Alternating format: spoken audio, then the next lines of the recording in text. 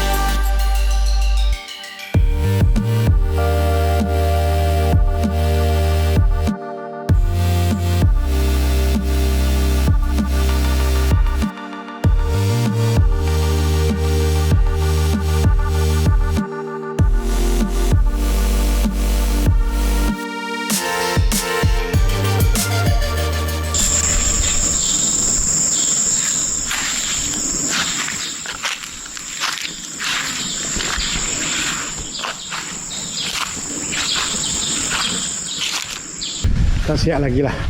Baru siap barisan atas.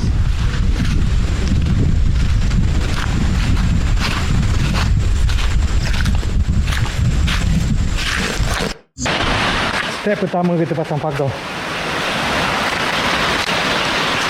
Kabel ni pun kita belum masuk lagi. Kita letak je dulu. Nak tengok setakat mana. Tu pagar kita. Tiang kita ni saya skimming bahagian bawah. Nampak lurus tiang tu. Dan ni pagar yang kita nak pasang. Baru pasang-pasang dia dulu. Tak betul-betul buat lagi. Okey. Dan hari ni kebetulan hujan. Tak boleh nak buat kerja. Apa pun saya tunjuklah juga pagar saya. Emas dah sini. Lurus sampai ke hujung sana. Okey, kita buat penuh lagi. Okey, jom kita tengok kerja-kerja pasang pagar saya ni.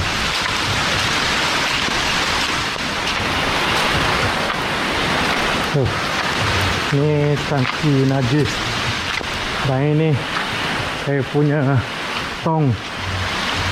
Saya punya tangki dah siap naik atas. Putih tu saja je, simpan situ dulu. Okey. Mana kalau hujan, banyaknya air.